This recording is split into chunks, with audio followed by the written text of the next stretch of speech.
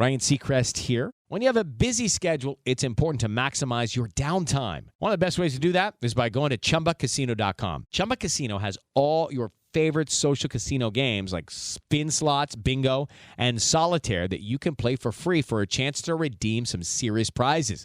So hop on to ChumbaCasino.com now and live the Chumba life. Sponsored by Chumba Casino. No purchase necessary. VGW Group. Void where prohibited by law. 21 plus. Terms and conditions apply. The following podcast is brought to you exclusively by the Rad Rob Radio Network.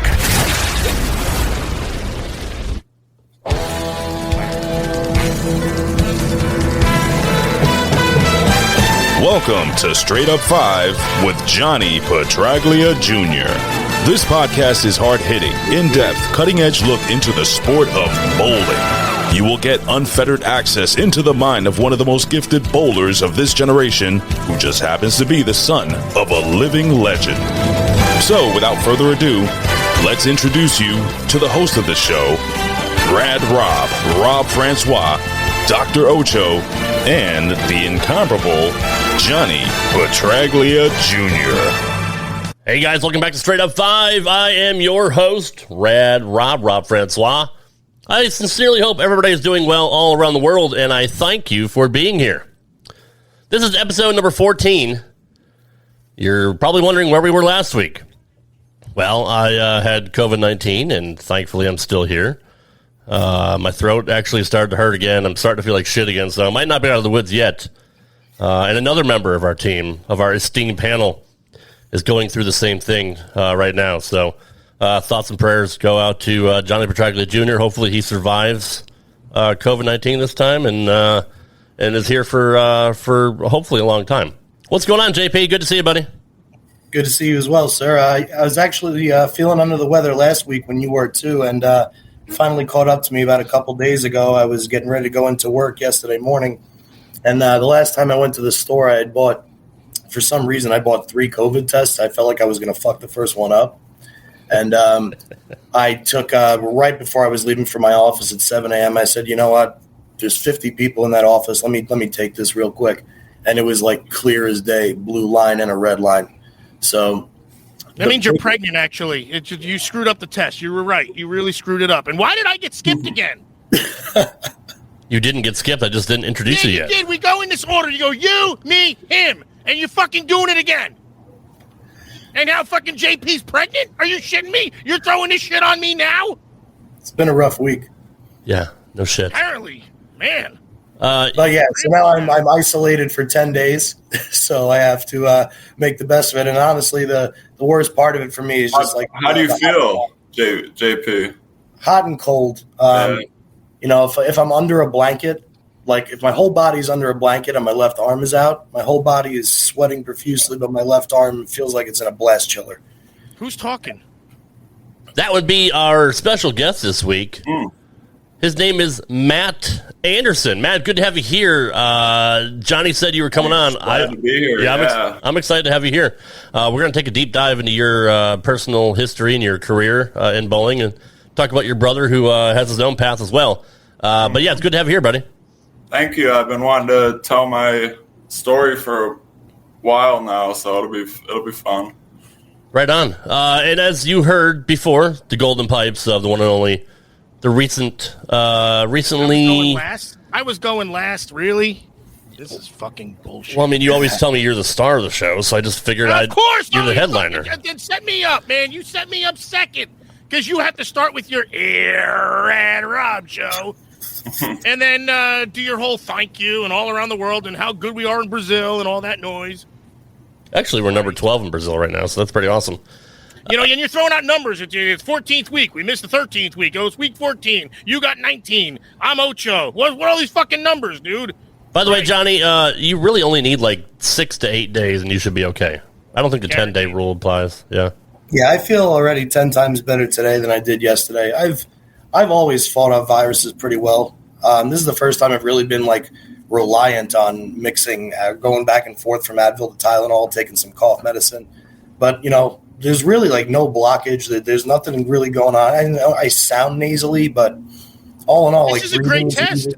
No, this is a great test because, JP's upped his, his workouts, his nutrition. He's spoken about over the last freaking, 6 episodes, maybe 8 episodes. He got back into his training regimen, his meal prep, when he wakes up. So this just goes to show your immune system can fight things off if you're a healthy being. Oh, yeah. I had COVID. I got over it in about a week. Yep.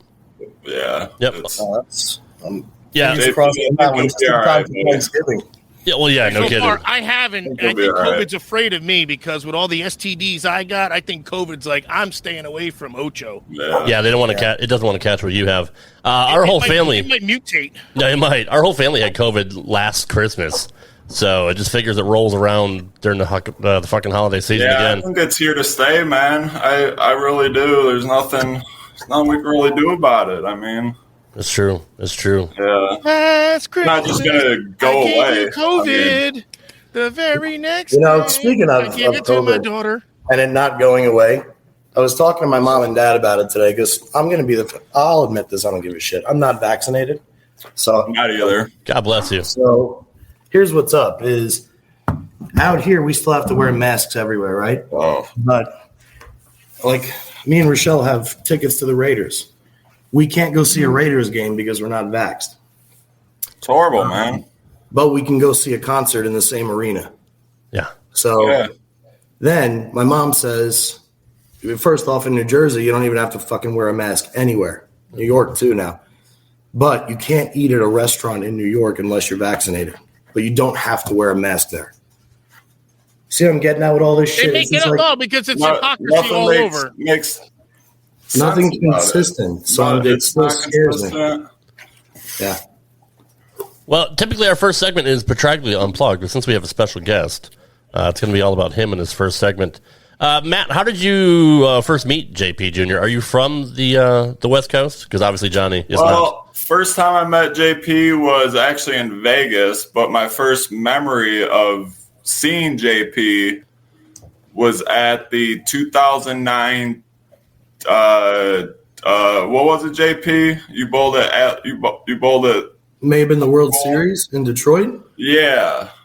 So I went down and watched, and I first seen him there, but I first met him 2012. You moved out here.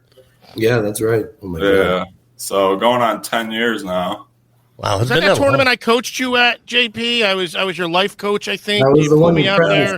And I'm like a super fan of the game. So seeing JPJ bowl for the first time was really cool. And to meet him when he moved out here and become friends with him is very cool. How did he do in that tournament? Shut that dog up, for crying out loud. That was a lot of beer ago. I can't remember. Oh, gosh. All right. What did you do, Jay? I bowled. So we were in. If we're talking about the World Series, we were in Detroit for 30 days. You also bowled tour trials that week too, right? I never bowled tour trials. Oh, I thought you bowled the tour trials because they ran that the week before. Like it was like a 2-week deal. They ran the World Series and they ran tour trials, or it was tour trials and the World Series. Yeah, the year that I bowled it, when I roomed with Simonelli, that was the year that Ryan Simonelli made all the shows throwing the natural. Mm-hmm. Oh yeah, and Rhino got on one of them shows too, throwing it. Yeah, I remember that. I bowled well in Cheetah, and I bowled well in a couple sweepers, but then I remember spending because I had made like $2,000 in the first 3 or 4 days that I was there. And now how old was I? Was that at the casino or was that? Oh, yeah. I figured. Brian Hall and Sean Riccardi, and we went to the Motor City Casino. And Sean Riccardi, he's see-through, for crying out loud. Yeah. Little Sean. He went you guys out there in Vegas? No, he was out in Detroit. I got you. Yeah. Allen Park. Try to keep up, Ocho. It's a great shirt, by the way. Oh, thanks. He's talking to you, Rob. Yeah, no, I like it. Yeah, it's very nice. Old Navy's his favorite. So, Matt, what's your history, man? What's your background? When did you first start bowling? Oh, man, it goes back to 3 years old, man. My mom bowled, my dad bowled, my brother bowls, and we also have an older brother, Mike, that doesn't get the credit he deserves. He bowls too. It's kind of like the Manning family, right? Yeah, he's like 220 in league, bowled in 800 before, a couple threes. He doesn't get the credit he deserves. Me and Andrew kind of take it. So, but yeah, so it goes back to like 3 years old, man. Like mom bowled, dad bowled. Earliest memories I have is watching them bowl mixed league on Saturday nights and stuff. And can we ask how old Matt is, or is that inappropriate? We're not chicks 31. Here, right? 31 going on 50. Oh, right. No, right on. All right, so 31. So you're because in perspective because Rad Rob and Dr. Ocho's timeless, ageless, so it's fine. Obviously. I can blend everything. Yeah. But Rob is in like dog years, so he's 42 going on 98. So we just have to we would try and like measure where your life was with ours and what we remember. Yeah, I'm 31. My brother's 26. My older brother's 36. Okay, all right. So it blends. It blends pretty good. It's not too bad. All right, gotcha. Right on. So, so 3 years old, I got into it. I remember, I'll never forget my first 200 game at 9. I bowled 222. I'll never forget that. 9 years old. It's pretty impressive. What would you remember the weight 9 of the years bowling old. ball? Would you remember the weight? Like, I was throwing 15 pounds. Wow. Yeah. Me and Andrew both. We got into 15 pounds. I would hand them down my old equipment and stuff. And 11 years old, I remember bowling 299. Bowled my first 300 when I was 12. Wow. Hold the record in Flint still, actually, going on 18 years as the youngest ever in Flint to bowl a 3. So that's were you a prodigy at this point? Did you know you were this good? So I was the best in the city of Flint for sure at that time. Had a couple. So you even knew it though, like you were like, there's recognition coming on. Like yes, winning all sorts of awards. Oh, right on. Okay. I mean, every tournament I bowled, I won. It was, or if I didn't win it, I got really damn close. And yeah, I was the best in Flint. And in Michigan, we have an organization called the MJMAs. Okay, and I was the first one. Huh? What's that stand for? Michigan Junior Masters Association. Thank you. Yeah, like our program in Michigan, we bred a lot of good talent, throughout the years. Too many to name. The Ronnie Sparkses, the Dan McClellans. He would come over from Canada and bowl. And so I was kind of the first. What was the age limit? I'm sorry. What was the age limit? Sorry. What was your age limit for the? It was the Michigan something Junior Masters Association, and what years are those? What are the years? 2001. So a funny story about that is my dad. Actually, you had to be 12 years old and average like 185. Now I averaged over 185, but I was 11 years old. And my dad actually was able to talk to the tournament director and let me, they let me bowl. You had to be 12. But you really wasn't competitive in that organization until you was like 14, 15. What was the oldest? What was the oldest age in that organization? Oh, geez. I remember Justin Stewart. He won my first tournament. At 11 years old, Justin Stewart made Junior Team USA 2000, whatever it was. He was coming off winning 7 in a row at like 22. Like everyone back then stayed in youth till 21, 22. If your birthday was my guess too. If I'm bowling against like the best around, and but going back to me being the best in Flint, that didn't happen until 14, 15, 16. But I started in MJMAs. I remember God bless my dad, rest in peace. But he drove me to every tournament from age 12 to 14. I'm missing every cut. And my dad would just take me and like it MJMA's molded me into where I am now, where my brother is. My brother won a bunch of tournaments, and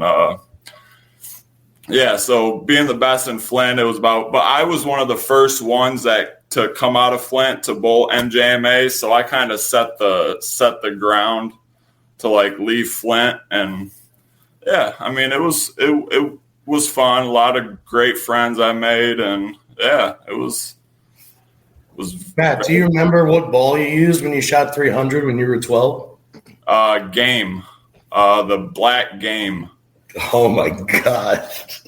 Hey, did they have any guys like in bench warmers that were like 40 and they come in and they have the thing that says, I am 12, and they put a $5 bill and he's give got the tournament director, credentials. and they say, he's got documentation, and then here comes this guy ripping the cover off the ball. Like, I'm picturing like, it's all, sometimes you find it rigged. I'm just saying. I met, and like now going with my brother too, he took the same route, the same route I did. I'll never forget. I'm 12, or he was 9. Okay, so I'm 14.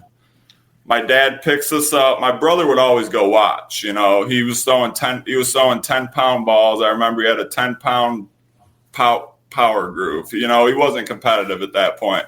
But he gets in the back seat. We're leaving to go to a MJMA, and he's probably gonna kill me for fucking telling this. But he is in the back seat, bawling his eyes out. He wanted to bowl so bad. We get about a half a mile down the road, and my dad calls the tournament director. He asked, "Can Andrew bowl?"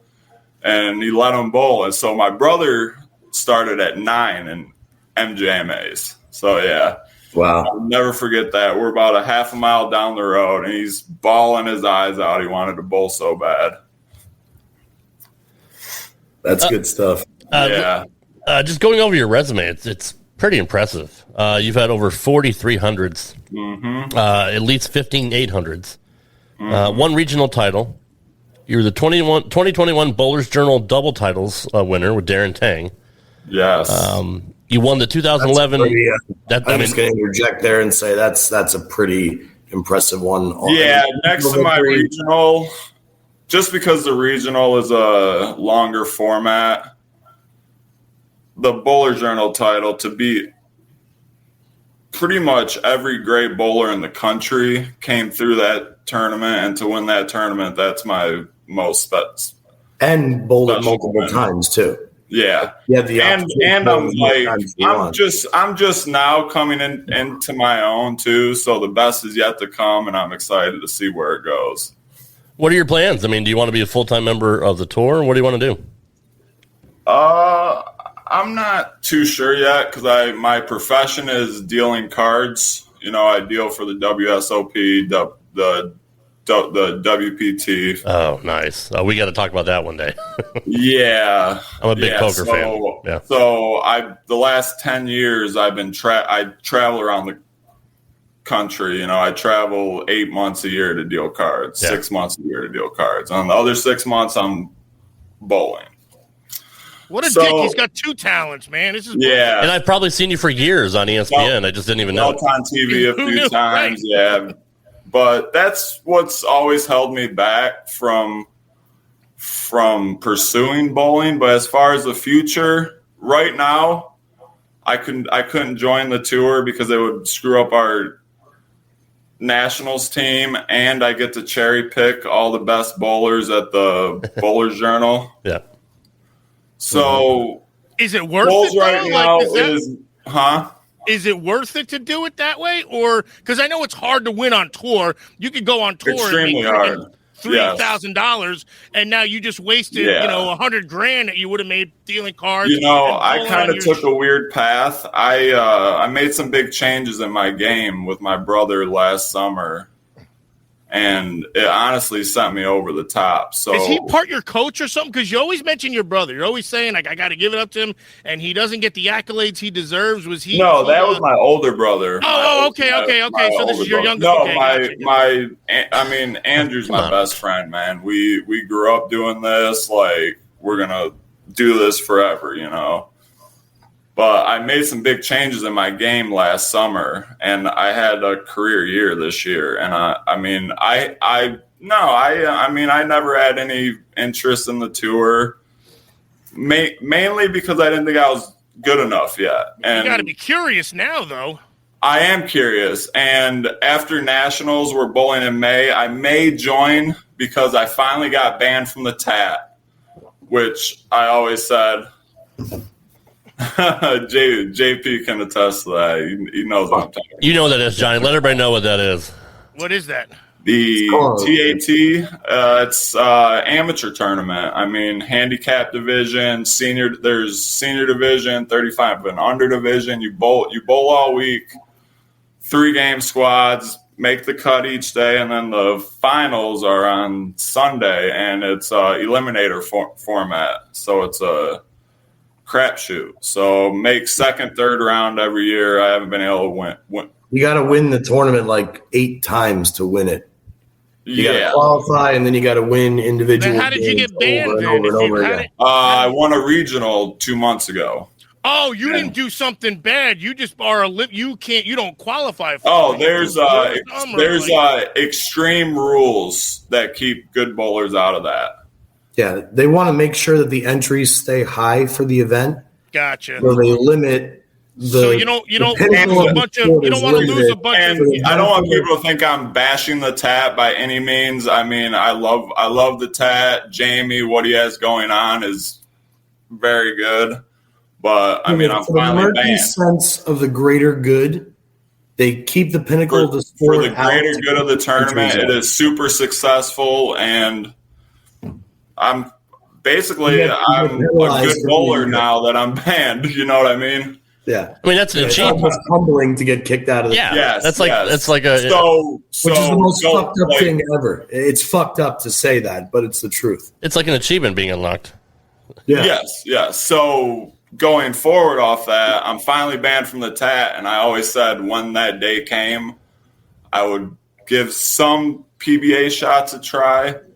And so we bowl nationals in May. I may join and bowl the summer tour if I get my game sharp, my body sharp, and yeah, that's like short-term goals. But I mean, the last 10 years I've juggled work and bowling. Like I'm taking 2 weeks off, then I'm bowling for 3 weeks. I'm taking a week off to go work, then I'm bowling for another 2 weeks, and I was never good enough. And I made a change in my push away last summer with my brother. He works for Turbo, and he worked with me for 3 days on my push away, and it really straightened my swing out and sent me over the top. I mean, honestly, I've had a career year. Yes.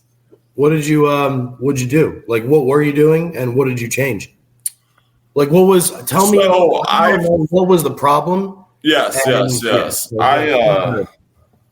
So for years, I would push to the right, and it wrapped my swing around my back, and I would have to fix it at the top. You have to reroute, basically. Yeah, and I would have to fix it at the top, and it caused a lot of decel in my downswing. Mm-hmm. So I spent 3 days at Turbo last summer with my brother, and we really got me pushing to the left, and it straightened my swing out, and I don't decel anymore. My lines are a lot better. I can play multiple angles, and it's amazing how much better I see the lane now that I fixed that one thing. Just that one little thing that you're doing forever, right? Do you work on your game? Yeah, right, Rob. I had lots of success doing the wrong thing. Right. So now I'm excited that like the results are there. Like I had a career year this year, and I'm excited to see what happens, you know. And I'm gonna work less and bowl more, I think, but I'm always gonna deal cards because I make decent money at it. Right. You know, it's easy. Yeah. Oh, go ahead. You had something to say. when you say bowl, you mean just bowling, or you mean practice? You mean working on your form, your mechanics, and I practice a couple times a week. Just like if things are feeling good, I'm bowling good. I don't practice as much. And so you're a feel guy almost, like where some guys just rep. No, until their body breaks down, and that is my game is feel. It's all feel. I feel good, I bowl good. If I'm seeing the lane, I bowl good. I can't. That's an account to your athleticism too, right there. Really, I mean, if you're able to just That's what I was just going to say about him. Be in your comfort zone, and you can just wing it, and and you're it's able to feel. And it's like a lot of heart too. It's like I make things happen on the lanes. And I don't throw it the greatest. JP can agree with me there. I don't have my brother, for example, he throws the ball. He has the prettiest game next to David Ozio. You know what I mean? As far as what's intriguing about Matt's game, which at least something I've always found intriguing, is I don't really know what his comfort zone is. I don't know what his you don't know if he likes the outside. You don't know if he wants to go deep inside. I don't know what hand position A is for Matt. It's like I'm a very tricky bowler. And that's intriguing to me. All right, for the listeners, hold on, Matt. I'm sorry. For the listeners, JP, what's Norm Duke's go-to? Norm Duke goes up the lane. Belmo hooks the lane. There you go. That's what they're great at. Like that's their comfort zone. That's their A game. Yes, Matt can be on the first, second, third, fourth, fifth, sixth, or seventh arrow, and I'm not really sure which one of them he'd prefer to be on. I know. That's intriguing to me. Yeah. I like that. But does he look uncomfortable? Oh shit! No, that's the sound. We got to wrap up the segment. So good stuff. And we're gonna have Matt on again as time allows. So there's a lot more to dive into when it comes to his personal career and all that. And there's a lot of topics still left on the table, but we do have to take a break. When we come back, it's getting into your questions. We'll be right back right after this.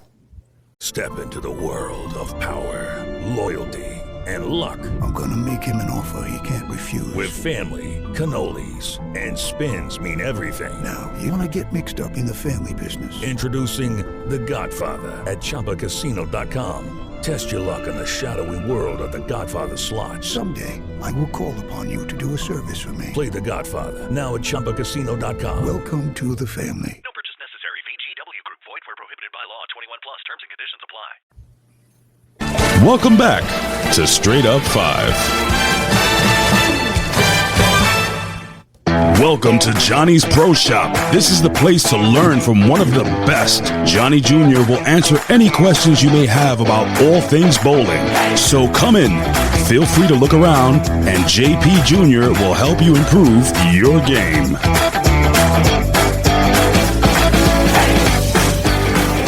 All right, guys, this is the segment where we get to your questions, and we have some really, really good ones this week. So I'm looking forward to. Oh boy, I'm excited to hear these. Are you ready, Johnny, to hear what your loyal listeners are asking you? I'm ready. You're always ready. You're born ready, right? Wait, what did you just ask me? I was eating one of these delicious blueberry things. I swear to God. The delicious blueberry things. He's on his diet. He's working out. This guy's on his game and doesn't know what's going on. I said, are you ready to hear the questions from your loyal listeners? Okay, wait, let's go. Good. This first question comes from Patty in Longmeadow, Mass. Hey, Johnny, you mentioned how hard you train to look and feel your best. What is a typical cheat day, or what would you binge on if you could? I actually have several cheat days because I was trying to gain weight, but I eat peanut butter and jelly sandwiches like crazy and a shit ton of chocolate. I don't typically smash on chips. I'll go get a double bacon cheeseburger, but I won't eat the fries. Cut out them carbs. Yeah, but for me, it's chocolate. I eat like a bag of Reese's peanut butter cups or a bag, like a share size of peanut butter M&Ms by myself in a night.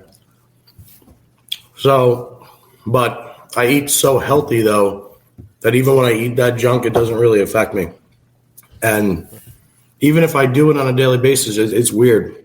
I used to fluctuate. I've kind of balanced out my weight now, but yeah, that's my cheat day. Matt, you're obviously into look like you're in perfect physical health. So I mean, what's your training regimen like? And if you do cheat, what do you cheat with? I don't have a regimen. I'm actually you're just naturally skinny. Yeah, I guess I'm looking to get in the gym as on with the whole bowling thing. I'm going to get in the gym more now, but no, I don't really. I've never focused on that, but I need to. You're allowed to pretty much eat whatever you want, and then you don't really gain weight? Yeah, but it's definitely starting to affect me on the lane, so I'm going to take better care of myself. One person that doesn't take care of himself at all is Ocho, so I don't even really need to ask you that question, do I? Yeah. Moving on to our second question. Dear Johnny, if you could design your own custom ball, what would it be? That's from Steve in Araby, Louisiana. It would have Ocho's face and mask on it with a big number 8. It'd be the most beautiful ball. You could make a plastic one. You could make it hook. It'd be urethane, composite, every single one. I answered. I didn't realize this question was for Ocho. Yeah, it didn't say Dear Ocho, so that's weird. I answered it for him. That's why. Whatever ball can strike from every part of the lane. Right? So a box. To say this is an equipment my bowling ball now. My bowling ball would be jet black. Okay. And it would say JP in gold for my high school colors, which were black and gold. The core would probably be like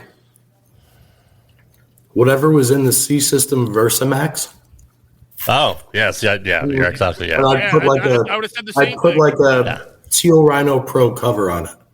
Ooh, I like that. So it was like super duper smooth, and it was black, so it always struck anyway. He said he put a Commodore 64 in the middle of his bowling. I missed the C64. Break it down for Ocho because he obviously doesn't know. C System? Yeah. Brunswick had a bowling ball called the C System Versamax. It's the ball I shot 858 with and won like $5,000 in league at Carolier on a Friday night.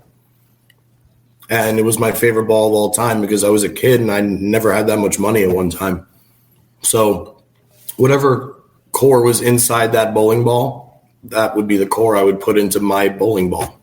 And it would make it black and give it some high school feel from like. Would it be a shine black or a dull black, like a glossy or a?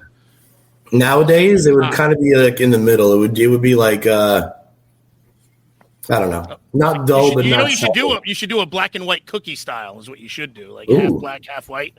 We'll call its finish about like light 1000 or just like a wet 2000. Wet 2000. That's the cover of it. I've seen that movie, by the way.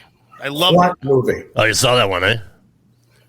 Matt, what would you do if you were ever to design your own ball? You could put whatever you want on it. Yeah, I'm very interested too because I don't know what your comfort zone is. My comfort zone is 25 or 5.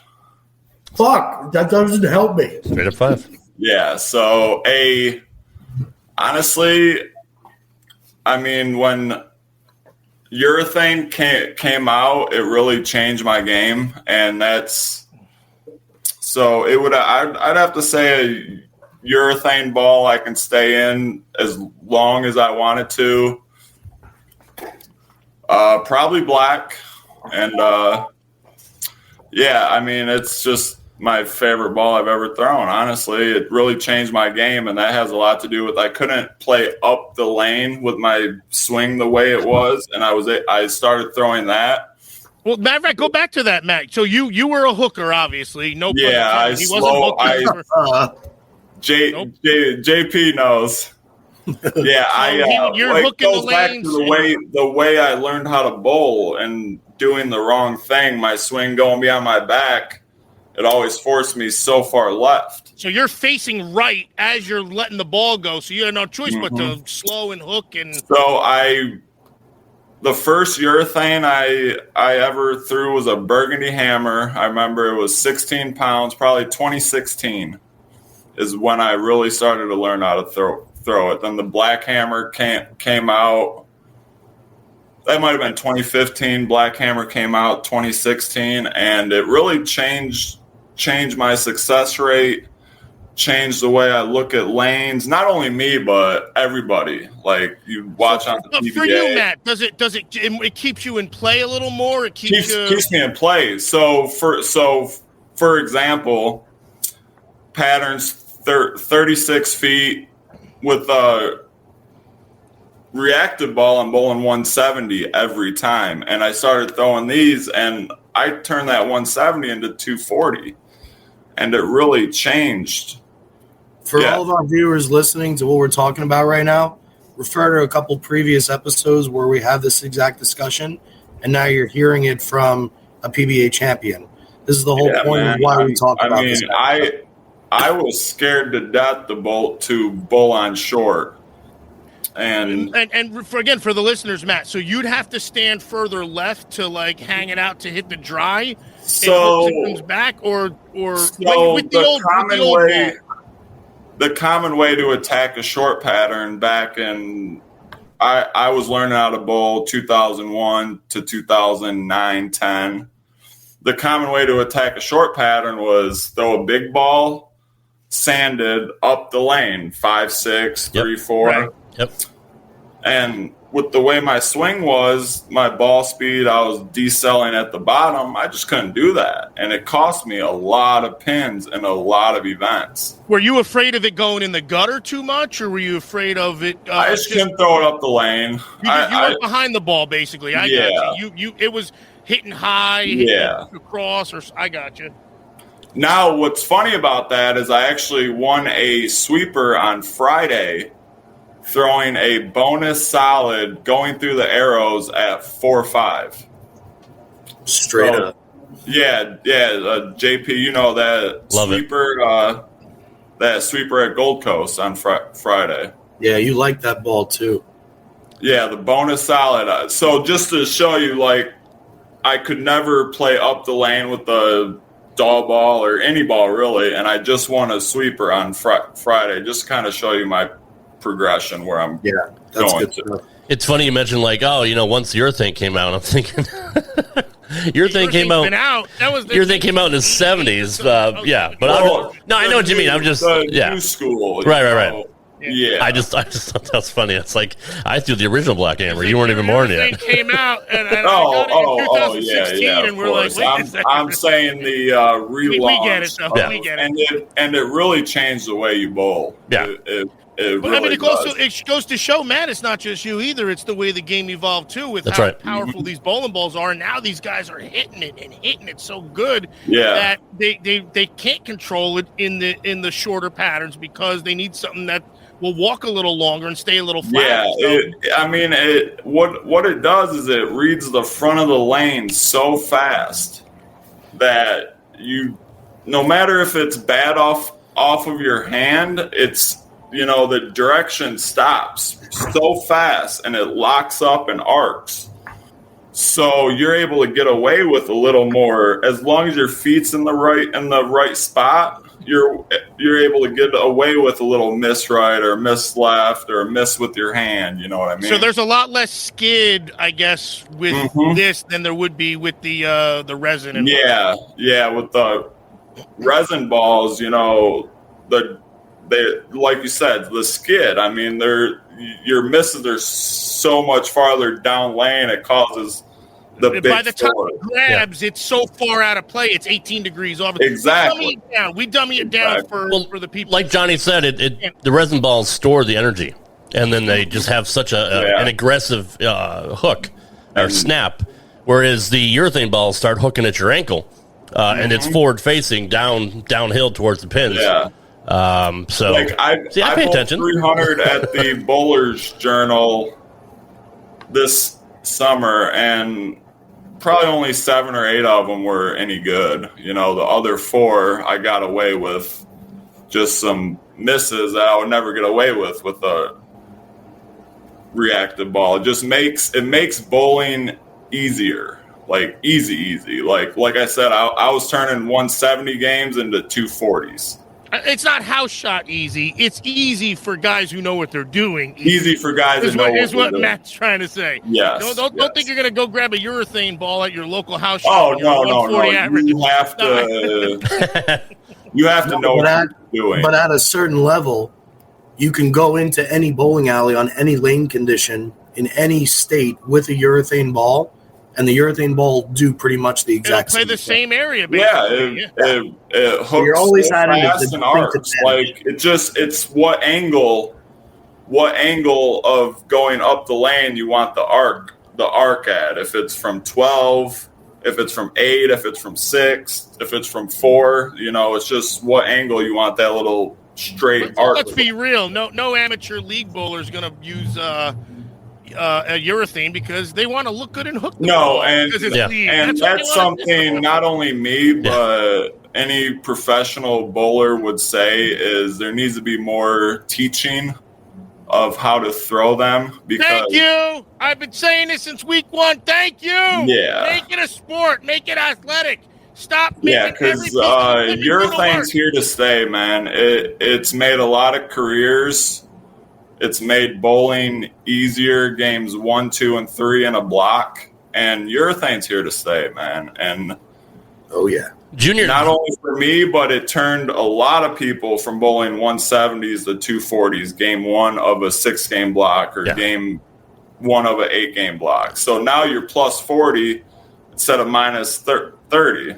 Yeah, I know Johnny knows exactly what I'm talking about. And Johnny, when urethane came out, I started being competitive. Yeah. I mean, you even got your dad into it. A couple months ago when he was. Yeah. I mean, obviously he started out doing it, but you talked. Let's just say I made $10,000 this summer at the Bowler Journal, and I threw one ball every squad I bowled. That's fantastic. That was the Black Hammer. Yeah. There should be an article about that because you see people walking in with 48 bowling balls, then going on the truck and getting this. That should be a freaking documentary for crying out loud. Yeah, let me just say this: stop the hate of throwing your urethane. You hate urethane because you don't know how to throw it. Yeah, absolutely. Learn how to throw it, and you will see what I see, what Andrew sees, what Tom Doherty sees. I agree with what Darren Tang sees.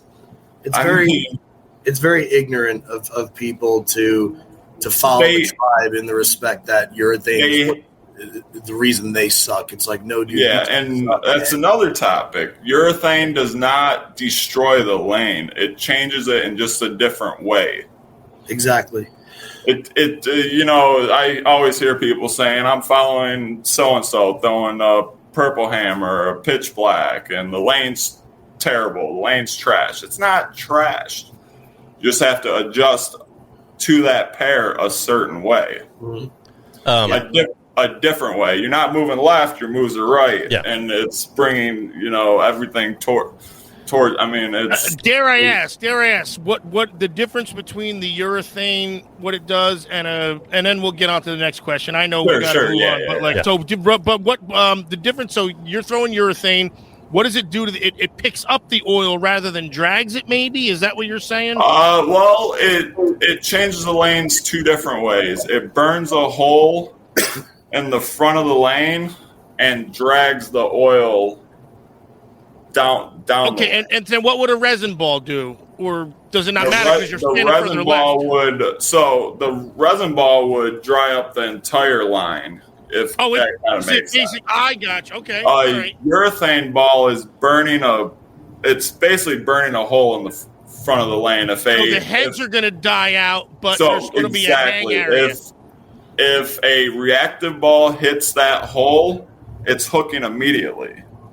It turns. And then it's dragging oil down the lane. So the move is bigger ball, go left. That's why we see guys lofting it sometimes, I guess, over the gutter and everything and just trying to chase some oil. A good example of that is when Mikey Tang made the Masters show, and he was lofting it about 7-8 feet over because it was Belmo, it was Darren, Mikey. The entire show they threw pitch they threw pitch black. So there in was the same area too, I guess. Yes, So they just kind of okay.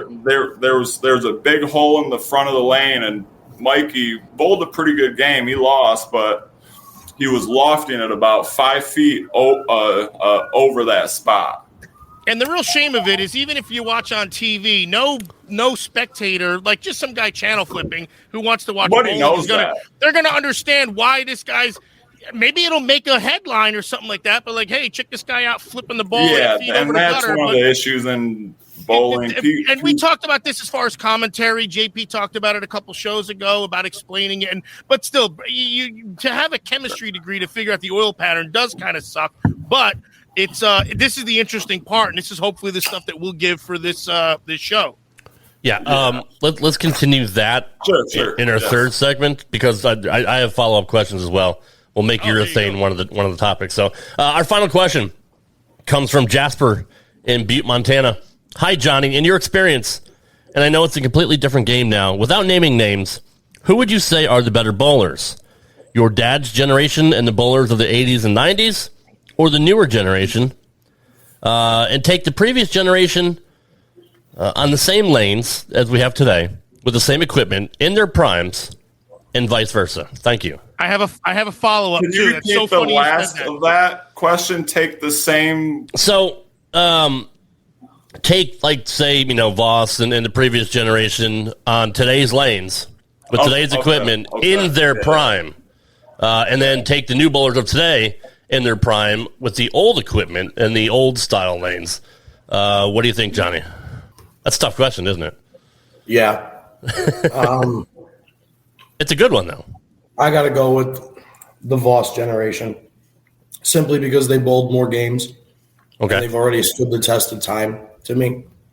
But the newer generation is so cool and so advanced with their knowledge of the sport that 100%. And they're more even keeled, which makes them even more dangerous. So I would go with the traditionalists, but in the modern game, I think the younger generation takes them. It hurts to admit it. Now, that's why the question's tough for me, because I see both sides of it. Well, I mean, we see, Norm Duke and Walter Ray still bowling, at a high level in today's game. So if you could just imagine them in their 20s and early 30s, with this equipment and in these lanes and these patterns, how much more dominant they would be. Yeah, I mean, think about the introductory years of sport bowling itself, how low the scores were. Right. Now sport bowling is just like the norm. So kids grow up bowling on what we were like, what the fuck is this? Matt saying bowling on short. For me, I couldn't fucking bowl on anything that was long. Right. I didn't, so we all had our own little qualms and quips, but now it's like standard in every place you go. So again, the standards change. Everything about the game evolves and changes, and the guys that have no fear now. I mean, it really is. Now I got to expand on this though, because I was actually thinking about this while I was doing nothing but thinking about the show. The mechanics are different now. So would the guys with the mechanics of the 80s? The stroker kind of guy, because you see guys, they used to wear the wrist brace and everything. And like Don Janello. So Don Janello won 5 times. Decent little run. If a guy I hate compare, because these guys are my friends. I know Don, but you put Don in today's game, on the conditions of today, with these equipment, he wouldn't be able to bowl. It's a power game. It's a rev rate game. So the actual mechanics aren't even the same anymore either, like we said, because I just remember JP a couple shows ago, saying that the releases is almost yo-yo like. But you see all these guys wearing these wrist braces. You wouldn't be able to do that now with the wrist brace because of this. I still wear one of those. Athletic. Well, you need to, because you probably wear a body cast when you bowl, Rob. Come on. But I'm just thinking about it on the new condition, which we know is meant to combat the bowling ball and whatnot. Oh, yeah, they've got to add more oil and more oil. These bowling balls are so strong. And now the mechanics have also infiltrated how the bowling ball works. So it's I wanted to ask, like, were these old guys, the guys who had flawless, like you said, David Ozio before, smooth as silk, and he'd be in play, but would he? David Ozio would be in play. I'm not sure his ball would strike enough. Right, he would cash, but he wouldn't. He'd I don't carry think not much. So David Ozio won 11 times. He's probably a 3 or 4 time titleist, and in today's game, I got you. His ball just wasn't strike enough. No, they don't hit hard enough, and that's the thing. He'd be getting beat by the Belmos, the Simos, the Troops, the higher rev rate Tom guys, Doherty's, basically. the Sean Maldonados. So if you took Belmo and Troop and Jesper and a lot of the guys from today, even Barnes, and put them back in the 80s. Well, Belmo, all the two-handers would have won every tournament. You think so? They win every tournament now. They would have won every tournament then. No kidding. Why so? Why do you think? Power with their power and rev rate, like you think of a guy like Wayne. So I'm coming off the top here. You think of a guy like Wayne Webb. Yep. Won 20-ish titles. 2021, and he was the definition of soft, but he was soft, but he was a power player. But he hit the ball too, for sure. What I mean? Yeah. But the rev rate now, these 500 rev rates, Wayne Webb won 20 times, and his rev rate was probably like 3 and change, maybe. Yeah, everybody was up. Everybody was up the back of the ball back then too. So once you get to that level, it's about whose bowling ball is going to strike more. Because these guys on tour, whether it's now or whether it's in the 2000s, the 90s, the 80s, the 70s, they're hitting the pocket at a super high clip. It's whose bowling ball is going to strike more. Right. These guys aren't missing by 6-7 boards every shot. These guys are hitting the pocket for 40-some games. You know what I mean? Yeah. Well, let me ask you this: Does that take away from the athleticism? Then does that mean because you're saying it's the bowling ball at that point? Because measuring how good they are is so minute.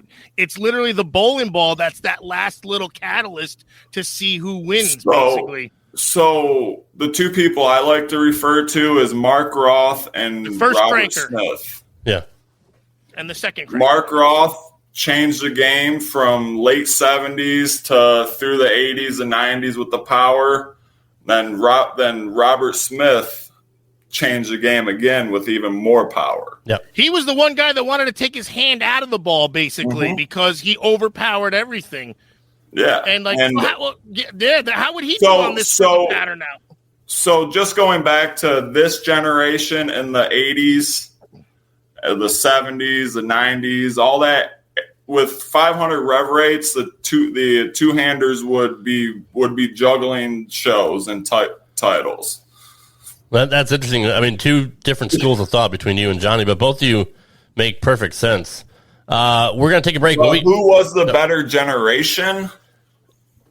I can if you talk about accuracy, because the accuracy, the Vosses, the Walters, the Petes, like there's more accuracy back then, but there's more power now. Like the guys now aren't splitting boards like Voss was and like Duke was, but you had to split boards back then because that was how you struck. That was these rev rates. The rev rates a little bit more. Yeah, you're not leaving the stone 7s and 10s and all that. Exactly. Yeah. So the better generation. I mean, it's more knowledgeable now. These guys are drilling 15 balls a week. It's an equipment-based game. Yeah. It's a fun topic though, because again, mate, I'm not sure who I could say, because I grew up watching the Barneses, the Voss. I mean, the better bowlers, I'd agree with Johnny. because those guys were splitting boards. They were accurate. Not saying these guys aren't accurate, but they're getting away with 2 down lane, 2 up front, where if you're doing that back then, you're going to 10 pin. You're washing out even sometimes. You're washing out even. This is a fun topic, actually. This could be a really fun topic for the next couple of weeks. Yeah, for sure. To dive into. All right, guys, we're going to take a quick break. When we come back, it's time for some straight shooting. We'll be right back. How to have fun anytime, anywhere. Step 1. Go to ChumbaCasino.com. ChumbaCasino.com. Got it. Step 2. Collect your welcome bonus. Come to Papa welcome bonus. Step 3. Play hundreds of casino-style games for free. That's a lot of games. All for free? Step 4. Unleash your excitement. Chumba Casino has been delivering thrills for over a decade. So claim your free welcome bonus now and live the Chumba life. Visit ChumbaCasino.com. No purchase necessary. VGW Group. Void where prohibited by law. 21 plus. Terms and conditions apply. Welcome back to Straight Up 5. Thanks for listening. Goddamn wrong button. Sorry. Shut the fuck up. It's time for Straight Shooting. Johnny Jr. and the boys sit around, tell stories, and hopefully teach everyone some life lessons. Nothing is off limits. They let it all hang out. Get ready for some straight shooting.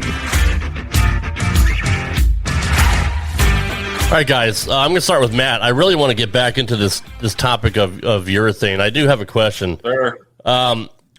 Unfortunately, Johnny had to tap out due to being sick. Horrible stomach problems, which sucks, man. And he's faking it. You think so? I don't know. He looked pretty. Probably. This guy's immune system's better than anybody. He's probably just annoyed with us. He looked pretty miserable. So if you guys are wondering why he hasn't talked in a while, because you're here.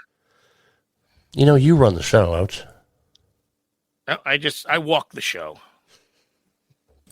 The recent, I wouldn't say recent, but at least in the last 5-6 years, of bringing urethane back, was that to combat the cheetah pads? That's recent for old people like us, by the way, Rob. Don't say it's not recent. We're old. 5 years is very recent. Is that to combat like the cheetah patterns and the ridiculous kind of different patterns they have where urethane kind of just takes that out of the equation? So going on to what Johnny said about the sport bowling came into play 2001, 2002. I mean, the 2-to-1 ratios, even the 1-to-1 ratios, the lanes are just so flat, and these bowling balls are extremely strong. And you're bowling a 6 to 8 game block. You can't start at 20. I mean, and to throw these asymmetrical balls up the lane straight is just extremely hard. So the urethane allowed people the actual reason why the urethane, I mean, I think the first one was a natural, and the urethane just allowed people to combat the lane conditions front to back to start, because the bowling balls get stronger and stronger and stronger and stronger. Matt, don't lose your train of thought. You're talking 2-to-1 and 1-to-1. Again, we're very amateurish here. We have amateur listeners. Okay. This is how the oil's laid out, you're saying? It's the way the oil's laid out. It's the way that it's applied to the lane. So a normal house shot is 17-to-1, and that's the oil in the middle of the lane. And then it fans out, I guess. And I'm not even an expert at this, but there's like the 2-to-1 ratios, the 1-to-1s, the 3-to-1s. The oil is laid out flatter across the lane, okay? So it goes from middle to out, basically, on both sides. Mm-hmm. All right, gotcha. So and there'd be a huge amount in the middle on a 17-to-1 or something. Yes, and that's now the amateurs have it. Well, that's why you could throw it straight up 5 and let it, That's why, or you could throw straight up 15 and lay in there. And when sport bowling came around, no one was prepared for sport bowling. I remember Scores on Tour, they were making TV shows averaging 212, 213. Yeah. And I mean, you were seeing 170s and 180s on TV all days the time. Yeah. I mean, in 2002 to 2005, 6, 170s, 160s were winning matches on TV because these lanes, the the sport bowling, the flatter oil patterns force people to the right and to throw the ball up the lane. But the bowling balls are too strong. And then the 160s and 170s you've seen winning games on TV is because they couldn't throw the ball up the lane. They're playing in the middle of the lane where you just can't play there. You know, you throw it that way, you throw it too, you miss a board to the right, it stays there. You miss a board to the left, it overlooks or something. So I'm guessing the chemists at these bowling ball companies, a lot of brilliant minds came up with, let's rerun these balls, and it worked. I mean, it did. It changed the way we bowl. It really did. It really did. I mean, you got even Johnny, with no thumb. I mean, he's throwing, plastic and rubber too, and it's. I bowl league with Johnny 2 nights a week, and he's bowled 10 plus 300s with a plastic ball. Yeah. Like, it's absolutely insane. It is. Like, bowling is very strange now. It is. It's like bowling is way harder now than it was in the 80s. It's like forget what you know and go back to such a basic mind, and maybe you lose all your bad habits. Don't hook it. Yeah. Stay up the back of it. Let it walk in the pocket. Use the area. Mm-hmm. Yeah, I mean, just his ridiculous rev rate with the plastic ball. It's really not about how hard it's hitting. It's about the speed and the revolutions just driving through the pins. Yeah, it's revolutions off his hand. George Gohagen bowls out here too, and his ball strikes at a real high clip like Johnny's does. Now, what about you? What's your rev rate? That goes back to just like it's a power game. Like everyone's hitting the pocket. It's whose ball can carry more, basically. Whose ball is striking more? Yes, and it's a tough game, man. It really is. What's your rev rate like? That's Matt? a good question. Last I had it measured was 390. I'm probably up to like 420 now. Now on the average, way compared above to average, right? Yeah, it's a little above average. Anything else you want to follow up with there, Ocho? No, I was wondering if he was a one-hander, two-hander. Now I'm thinking, okay. One-hander, yeah. Conventional grip? No, I actually just changed my grip. No, I use finger grips and a turbo switch. Gotcha. All right. Just wasn't sure if you're a no-thumber like JP, who said he was doing that at like 13 years old, ahead of everybody else. He said he was an innovator. I don't know if that's true, but JP. Go ahead. Next to Tom Doherty, JP does it the best I've ever seen. You're just shining ass. No, JP's incredible. Yes. If you're a bowling fan, because I'm so curious about this. Like, I am a bowling encyclopedia. A few shows ago, we talked about how sport bowling kind of. Good. JP's back for this one. We were talking about how sport bowling kind of like nobody wanted to bowl sport bowling, but technically in 1970, wasn't it all sport bowling? I mean, nobody averaged 180 or 190. If you did, you were a freaking god. Now we have all these house shots that are freaking people are averaging 230 and 240. And if they only average 200, they'll leave. Didn't we used to have like 5 million league bowlers in like the 80s when they were only averaging 190?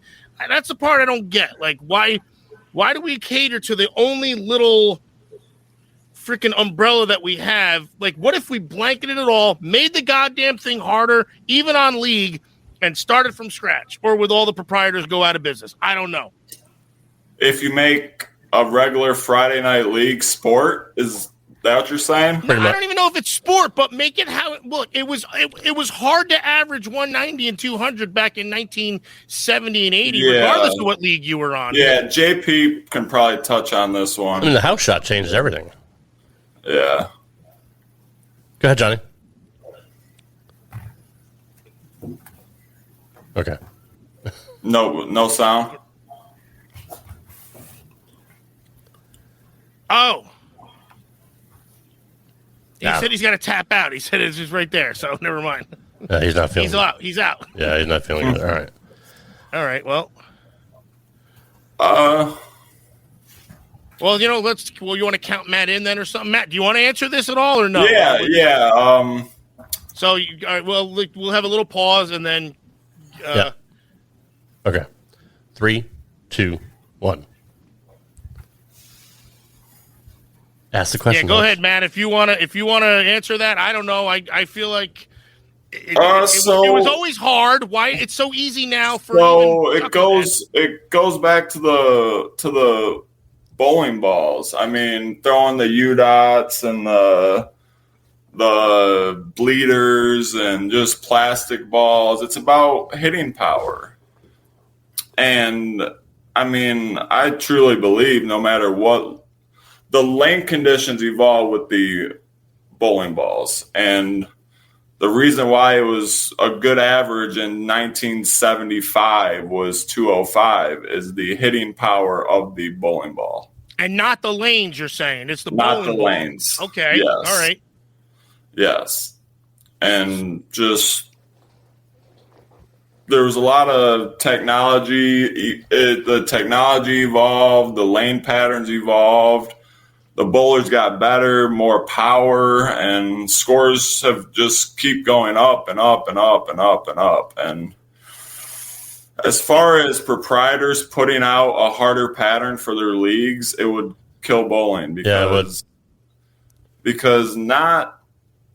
Because they're fragile. Because they're fucking fragile. I'm sorry, man. I'm sorry. I mean, everybody wants to average, 190 to 220 to 230. You know what I mean? Everybody wants to, but nobody wants to work at it. And the guy that averages 225 in your league is, I wouldn't say let's say 222. The guy that averages 222 in league is averaging about 190 on anything 2-1, 3-1, and I went out to nationals and got my ass kicked. I had a 580 something and a 600 on the dot, and I won't even want to say what the third one was. Yeah. I mean, I'm a 216. I don't practice. I go there the 3 games a week. I hate that I'm a 216. I shouldn't be. It's a disgrace. I'm just saying. It is a disgrace. You average 216 in league and bowled 600 at nationals. JP was pretty good though. He I mean, watched me do it. Yeah, that's not horrible at all. Yeah, but but it was brutal. I was so drained. I was exhausted. It was the hardest freaking thing ever. Like you shouldn't. Yeah, and standard league guys don't want that mental strain because bowling is as hard as it's ever been. When you can't they find a tweener spot though? Like at least instead of giving freaking 10 board area, can't there be a 3? That's all. I just want I don't know, man. I just want it to be a little more athletic, and I'm just whining a little bit. Are you just trying to sabotage your own game there, Ouch?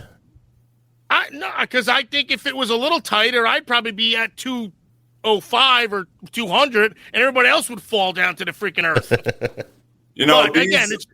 These bowling balls blow the lane apart, and it's entry angle, it's rev ray, and they're just bowling is so far past the point of getting scores back down. Right. So you can't even turn it back down. You almost have to plateau it. You can't. I mean, you honestly can't, man. Much like the golf club, the 460cc driver, they cap it out. I get it. And the high scores on tour, the high scores in league, I mean, they're here to stay. I mean, the power, generation to generation to generation, all the good bowlers hit the pocket at the same clip. And going back on it, it's how much power you have through the pins. Honestly, I feel it's a disservice to what you guys do. I swear to God, I feel it's a disservice to what the television shows because it looks so easy when we watch it. But yet, if you showed someone else doing it to replicate, how hard it would be. Yeah. Well, your average league bowler doesn't know about the oil patterns and the ratios and all that. And they try to do a good job of explaining it on TV and showing it. But still, your average guy's going to be like, oh, I average 220, and, this guy shoots fucking 180 on TV. I could do that. And that's just it. When they go home that night, they think all their shots were buried when they tugged half of them. They tugged half of them. Out to the one quarter that came back in. Yep. Exactly. Yep. And they think rolled the ball out. They accidentally hit one a little too harder, and it faced up and struck where they don't understand they where caught the oil, and they're like, "Oh, I threw exactly." It And they don't understand that mishit at the bottom of your swing on a sport pattern, on a 2-1, on a 1-1, a 3-1, it's going to cause your ball to do something earlier in the lane. And it's not going to hold in that oil. You're going through the face, Brooklyn, and like bowling at Nationals. The second the ball hit the lane, I knew it was good or not. I was it's just such a hard, or nothing, dude. It's all or nothing. It's kind of like beating a dead horse, man. Like it's the average bowler, the non-competitive bowler. Just there's not enough information. They don't care enough to research this and to know what. And the damnest thing is, they can buy a bowling ball that fits their shitty game. No pun intended. But like they may throw. Remember how you said you came way out behind you, and an amateur could do that. Buy a bowling ball that actually fits that on the house shot, and then he starts crushing it, still bowling the wrong mechanics, but because he's got the right equipment on a house shot, I don't know. I'm getting on a little bit of a fucking rant here, man. No. It's definitely a great topic, and until bowling is quote unquote fixed, they got to salvage what they have at this point. I'm not demeaning the sport too. I'm not either. I love bowling with every ounce inside of me, but. It's a disservice to you. It's a disservice to the fucking tournaments you won. A disservice to the freaking. It's a nonstop learning game. It ain't right that you got to be the top of the. Because again, even the difference between you and the top guy is only minuscule. I'm not shining ass, but like I don't want your viewers to think I'm some sort of super professional. No. But for your credentials, I mean, we got regional winners that do this. I know lots about the game, though. Definitely, but So I do have one final question to ask. Your brother. Andrew works for the USBC as well, correct? Mm-hmm. What has happened to, and I asked Johnny this several weeks ago, but I'd like to get your opinion. What's happened to league bowling? As far as, we see all these entertainment multiplexes pop up, and a lot of your old bowling centers are going by the wayside. My home lanes as a kid was Bradley Bowl in Windsor Locks, Connecticut, and that's now a frickin', this entertainment center with 3 VIP lanes. It used to be a 44-lane house.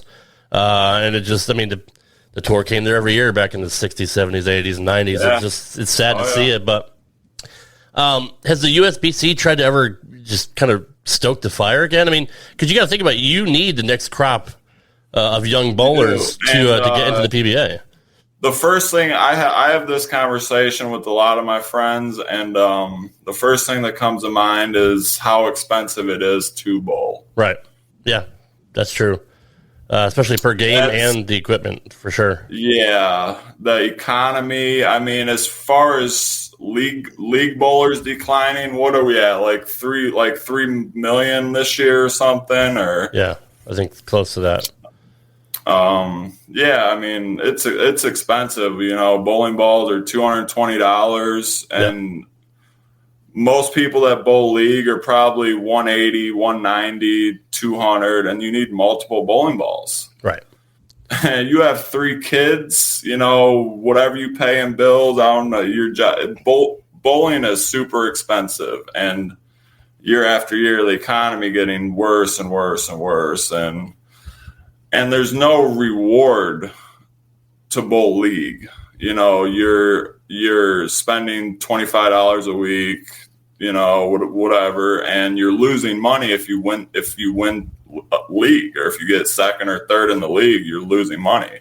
Right. There's no reward to bowl league, and I think they're banking on the guys that are the wives at home, the kids are at home, and it's their Tuesday night out. You almost have those days are done, because that's what it is. That's exactly we're kind of transitioning into a new generation of just not only bowlers but people. Right. If that kind of makes sense. Absolutely. Everybody's working. Everybody's working. Everyone has kids. They can't get out. They can't pay a babysitter to watch their kids while they go bowl league. The wife is pissed off if the dad goes out for a second. Because she can't go out. The wife goes out. Yeah.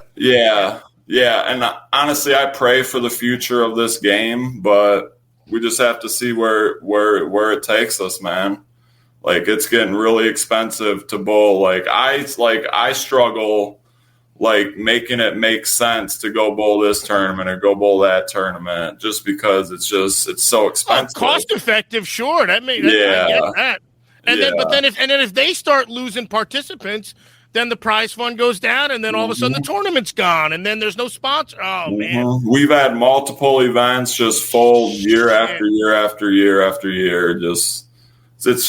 It's just too expensive. I thought it was getting better too. I don't know why. I thought after that lull in about 2011-ish. So here's the thing: the future of bowling, and this is you'd have to add another hour to this conversation. We'll bring it on in another couple of weeks, man. I'll keep it short. The future of bowling is two-handed. Yeah.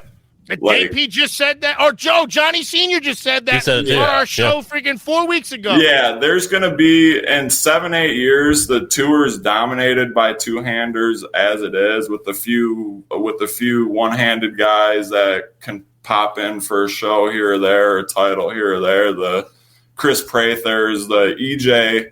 EJ is basically two-handed because the way his rev rate is. Yeah, he plays the lane like a two-hander, but unless it starts with the parents and then you're getting your kids into the game, and if the parents don't have the money like that and they don't see a future in their kid, then they just don't keep their kid in the game, if that kind of makes sense. No, it makes perfect sense. And you grab a baseball glove with $40, and then you just go on a ball field where you can go anytime. Because we're dealing with this generation change, if that kind of you're in a big transition right now. Do you think that affects leagues also in the next 10 years, 20 years? Absolutely.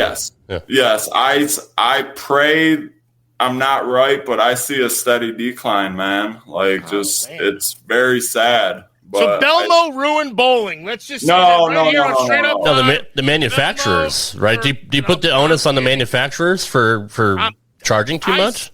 I thought it meant about the balls hitting too hard. No, so there's kind of ball manufacturers and Belmo. I got two topics. Ball. I've never paid for a bowling ball in my life, by the way. Belmo didn't ruin the game. He changed the game to complete these kids. These kids, like a Solomon Salama, he's a lefty two-hander. He led the Masters at 16 years old. You're going to see a steady decline in professional bowling as well in the next 8 to 10 years, because these two-handed kids that are learning how to bowl dominate. Right. Their ball hits more, or their ball strikes more, and these middle of the road guys can't strike enough. They just can't strike enough. Yeah. They're good. They just don't. They're plenty good. My brother Chris Barnes said my brother was the most accurate player in Team USA history. Wow. And it's like being Earl Anthony nowadays, basically. It's like my brother's constantly working at trying to get his ball to strike from 22, 23, because he's getting outstruck by the Simos, the Belmos, the True. Gotcha. Yeah, and your brother. This is your brother Andrew, right? Yes. What's his last name? And Anderson. Okay, so we got to look for him. He won Player of the Year in 2018. Of course, he's a very good bowler. Getting back to the cost effectiveness, do you put the issue on the manufacturers for charging it, or how do you to get more bowlers in? Would you not try to at least take a lower profit margin? I think it has to do with the more technology inside of the bowling ball costs more on top of inflation. And I think it just costs more to make a bowling ball now than what it did. I mean, I remember when we talked, Rob. We talked about this like a month ago with JP about how there's so many bowling balls, and how do they make money because they're outdated within 6 months, and a new crop comes in 6 weeks. How much did a bowling ball cost when you Rob when you bought your first ball? How much did it cost?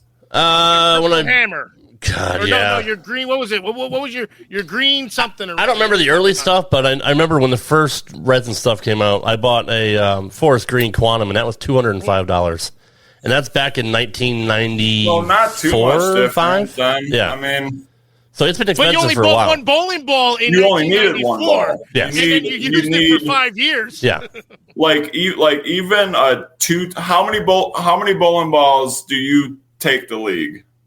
I take 3, and I'm old school. I still have that Quantum. I still have my original Teal Rhino Pro, and I have a Swamp Monster, which Johnny completely hates. But I got all shit that was given to me. So. It's just the cost of the bowl. It's a lot to do with the economy, and the generation is honestly my. What if